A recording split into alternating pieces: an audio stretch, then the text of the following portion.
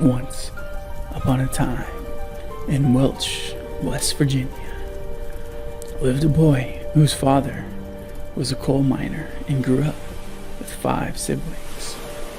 But nobody ever imagined that one day he would become the famous comedian, radio, and TV show host we all know today as Steve Harvey. But how did Steve Harvey become a comedian and talk show host? And why did he become such a great comedian? Is it true that his name is not really Steve? And was his nickname really Va Va Boom? Was he really homeless before he found success? Did he really start his own dating website? And what was his life like before fame? It's time for me to answer all these questions and more, since this is ASMR. Aaron, back at it again with another daily video to help you relax. So lay back and enjoy the ride. I hope this read helps you get you through your day, or even better, I hope this video helps you gently fall asleep. I can't wait to get started. This is the tale of Steve Harvey.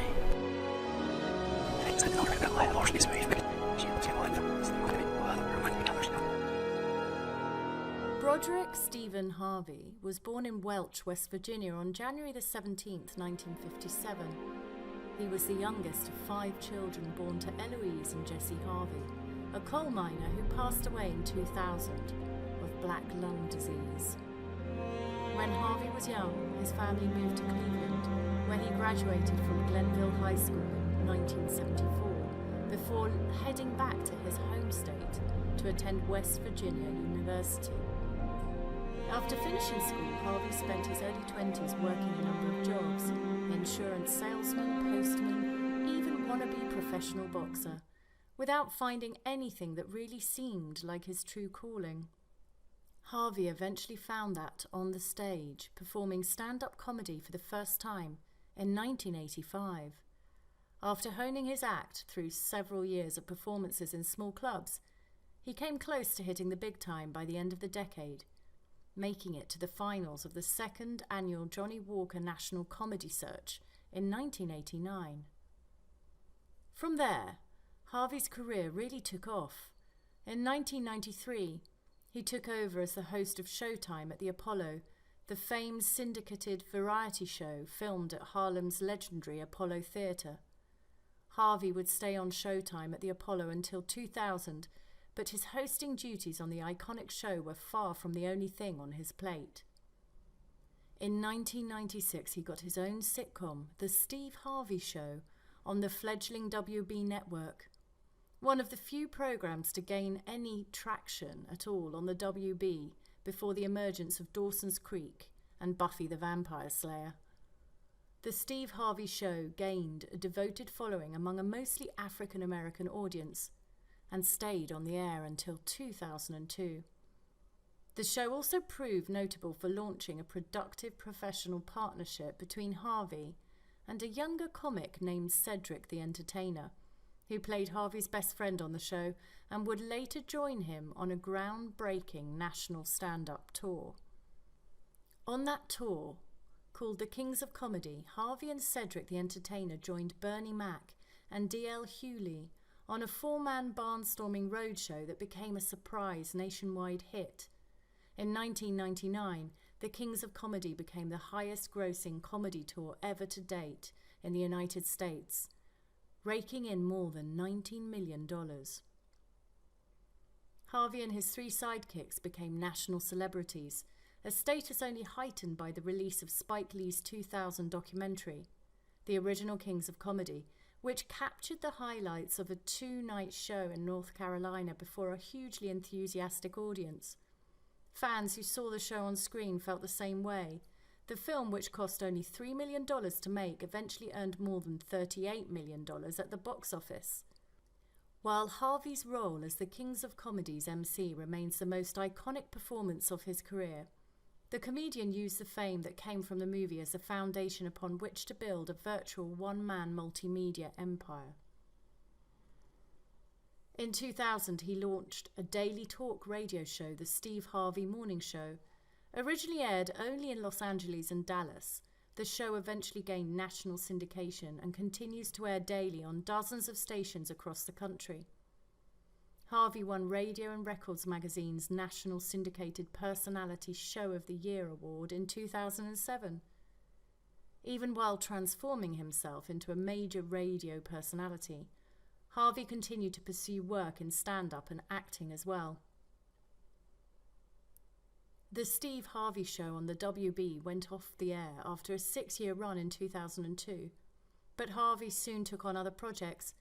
He hosted a short-lived reality show contest, Steve Harvey's Big Time, which aired on the WB from 2003 to 2005.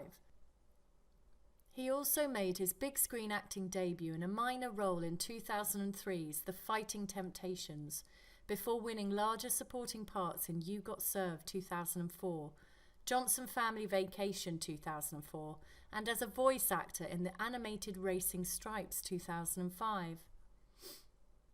In 2009, Harvey became a best-selling author of relationship advice books, growing out of a segment on his radio show in which he served up hilariously blunt advice to women callers frustrated in their relationships with men. Harvey's books seemed based on the general principle that men are dogs and women need to treat them accordingly. While critics dismissed Harvey's advice as little more than a collection of overblown stereotypes, fans took to his blunt, comedic approach to self-help for the lovelorn. Both Harvey's debut, Act Like a Lady, Think Like a Man 2009, and its follow-up, Straight Talk, No Chaser 2010, broke onto bestseller lists, the former later adapted for the big screen as Think Like a Man in 2012. In 2010, Harvey won another iconic TV role, taking over as host of the venerable game show Family Feud. On Family Feud, Harvey found a very agreeable niche in which he was able to flash his quick wit and try out new material and a nationwide audience while also getting to work with everyday people. The producers are going, wow, you really know how to handle everyday people. And yeah, because really I just got this money I got recently, Harvey explained at the time. In 2012, the TV personality launched his daytime talk show, Steve Harvey. The program fared well, earning its host multiple Daytime Emmy Awards and an NAACP Image Award. In 2017, Harvey folded production and began hosting a new talk show, Steve, which focused more on celebrity guests and less on the human interest stories that were a hallmark of his previous show. In 2015, Harvey was tapped to host the Miss Universe pageant in Las Vegas. The show concluded with a major gaffe in which Harvey mistakenly announced Miss Columbia as the winner before correcting himself and declaring Miss Philippines the victor. Despite the mix-up, Harvey returned to host Miss Universe the following year in the Philippines and hosted the 2017 and 2018 pageants as well. Meanwhile, the TV star was named host of another program, Little Big Shots, premiering in March 2016 on NBC. The show featured kids displaying their talents across a range of disciplines that included music, dancing, and martial arts. Little Big Shots was quickly renewed for a second season in 2017, and then a third season. However, in May 2019, it was announced that Melissa McCarthy would replace Harvey as the show's host. A born-again Christian, Steve Harvey has been married 3 times. He has twin daughters, Brandy and Carly, and a son, Broderick Jr., from his first marriage, and a son, Winton, from his second. He enjoys spending time with his large blended family. His current wife, Marjorie Bridge Harvey, whom he wed in 2017, brought 3 previous children of her own into their marriage. The comedian is also the proud head of the Steve Harvey Foundation, which offers mentoring programs to young men. His childhood nickname was Vavaboom. As cool as that sounds, he was actually dubbed by his schoolmates due to his pronounced stutter over the letter V while attempting to say the word volcano. A man working at his local deli trained him to overcome the speech impediment by slowing down and saying any difficult words to himself 3 times before saying them out loud. After gigs kept falling through in the 1980s, Steve admitted to People magazine that he ended up living out of his car while he continued to try to find steady work. He finally made a breakthrough as the Master of Ceremonies on Showtime at the Apollo.